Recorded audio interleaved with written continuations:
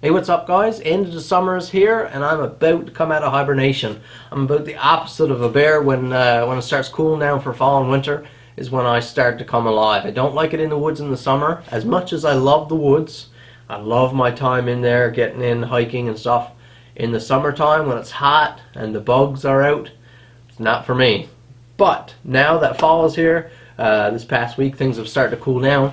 It's time to get the gear ready again. I'm hoping to get back in the woods tomorrow for the first time since, oh boy, probably the spring. So time to get some gear ready. I've got a new axe to try out that I actually haven't tested yet, and we've got to put a real nice edge on it. I'll show you how I'm going to do that. So we have a bunch of axes hung up back here. This is mostly vintage, antique restoration stuff I've put together. But what we're going to be working on today is this brand new council tool. This is a Hudson Bay pattern from their utility line. You've probably seen it for the past few weeks in the background here, just sitting there waiting for me to get back in the woods and put in some work. This is a gorgeous axe. I think you're going to love it. Straight out of box, we're going to get to that edge a touch up with an axe puck here. So being in the utility line, it's not quite as pricey as a Woodcraft pack axe, which I also have.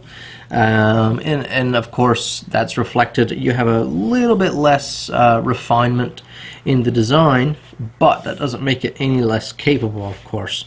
We have a beautifully chosen hickory handle. The material is not quite as perfect. The grain is not quite as perfect as a Woodcraft pack axe, but very structurally sound. Still no run outs, just not quite as perfect. Of course, some of us axe guys can get real picky about how straight our grain is. If you remember me talking about in the Woodcraft pack axe, how important that handle swell is and how well Council Tool does. This is no exception with this utility line. They haven't slacked here at all. That perfect fawn's foot. Notice the swell in both dimensions. Not many companies are doing that, so that's really awesome. A nice slim handle, just like they used to be back in the day. Let's get the sheath off of here and check out that big beard on this axe. A Hudson Bay pattern is just so iconic in terms of axe look, the style of an axe. You go and watch almost any old cartoon movie where a man is using an axe, and it's usually a Hudson Bay pattern, if you notice. That big beard, it's just, I don't know, something iconic about it, even though we don't see many of them at all around here in Newfoundland. You've got the quench line that you can pick out on this one, just like you can see on the Woodcraft pack axe, which I love. Council Tool emblem. I'm just doing a quick run over here before we get to sharpening. It's got a nice, I've talked about this type of thickness here pattern before with my Wetterlings. I have a Wetterlings Large Hunter, I believe it's called, and I talked about how I think this is a very ideal type of bushcraft design. This sort of long, lean wedge pattern, rather than a real thin-cheeked axe, which does great with cutting, but it's not great for splitting, or a real wedge-like axe. This is a nice middle ground. This will do great taking down trees. It's a pretty good cutter. It's got enough meat there to be super tough and durable, all the while you have a bit of meat for splitting, and it's thin enough to still be a great cutter. So it's a beautiful axe for sure. Now let's take a look at the edge, which is what we're going to be working on today. This is the factory edge. It's never cut anything yet, and it's never been sharpened. I'll tell you, it's not razor sharp out of box. Most axes aren't. I have yet to get an axe out of box that was absolutely like shaving sharp.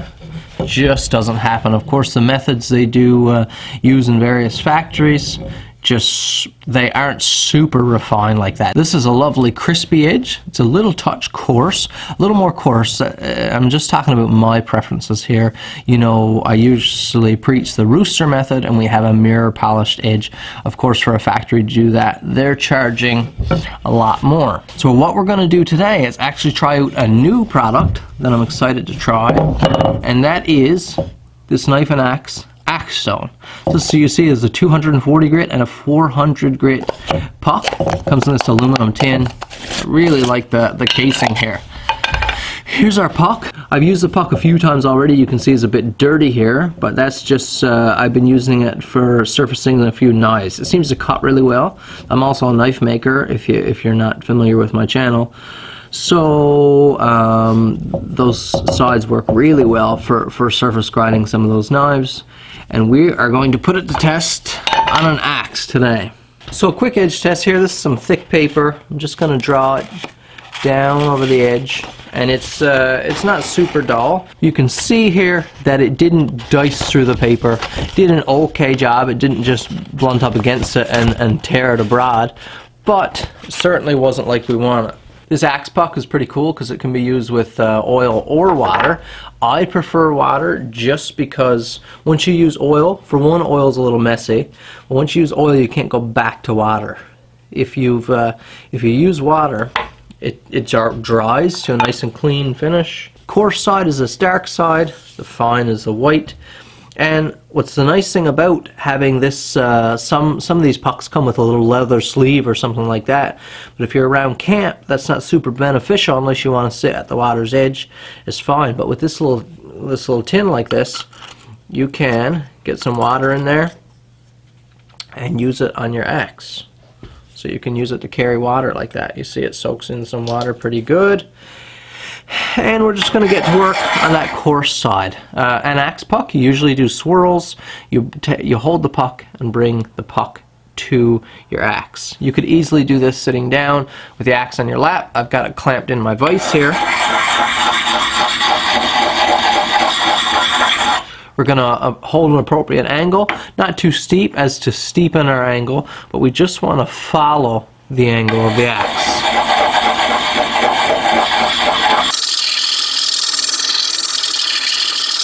Okay, we're definitely up to a crispier edge there now. It's got a much more wiry feel with that stone.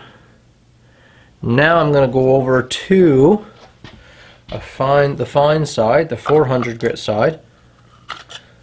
Again, I just had it soaking here for a couple minutes in my tin of water. I really like that. I just kind of thought of that idea when I was there. I was wondering how to get some water out to my garage here.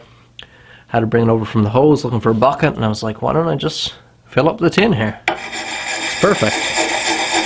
Now I'm over to this side. This side has a beautiful feel. As you can hear, it's only a 400 grit, so it's still fairly coarse. For a working axe, it's plenty fine.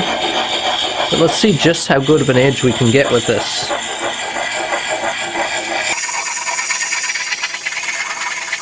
I'm reducing pressure now from that coarse side, just lightening up as I go.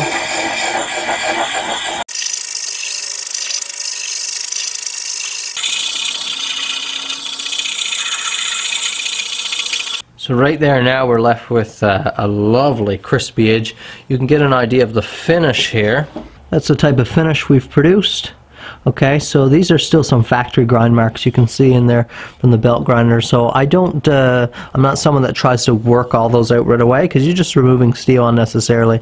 As long as your very edge is nice and clean, which you can see we have here, that's fine with me. And these will just work out over subsequent sharpenings. Lovely crispy edge there now.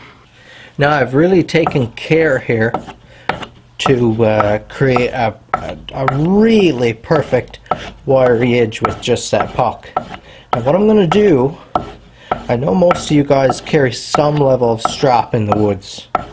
A great option there is just a rolled up strip of leather, or you could put compound on the inside of your waist belt, for your woods belt or whatever leather belt you wear in the woods. Put some compound on it, hook the loop on a tree, and then you have a great strap. I'm just going to use my paddle strap here now to mimic the same thing, a little bit of compound on it, just to see what are the capabilities of a basic stone like that, because a puck like we're using is of course one of the basic elements. It starts off at 240 grit, which is nice and coarse, so you can really do some heavy camp work with that. You can really take your edge, remove small nicks and rolls, chips in your edges. You can really make a difference compared to a finer stone. Say if you were using a DC4 or something like that, you'd never get those chips and dents removed like you could with an axe puck, and it's such a tough, durable tool. But let's just see what kind of capability we can do with that stone. Now let's get the old leg up here for a quick test. This is just to see if it's possible. I know this is not an average type test. That's a knife and axe, 240 grit, 400 grit stone with a little bit of stropping, as you just saw. This is plenty achievable in the woods. Now, I'm not going to lie and tell you that was super easy and anyone could do it. I've got quite a bit of sharpening experience, and I really took my time to really push this stone and see what its capabilities were. And like you see, it's got a shaving edge. It's not shave your face sharp. Don't be mistaken there, but it is shaving hair pretty well with this axe puck and a compounded strap, which you could easily mimic in the woods with just your leather waist belt. So that's quite a bit of capability for such a small little package as this. So that's it for this video, guys. We've got our edge on there. That's the first step to getting this axe ready for the woods. Come back for the next video, because we've got a couple other short steps to get this axe ready to take in with me. I can't wait to get back in the woods. Thanks for watching. Hit the like button, subscribe to my channel if you haven't already. Link down in the description if you're interested in that stone. We'll see you in the next one.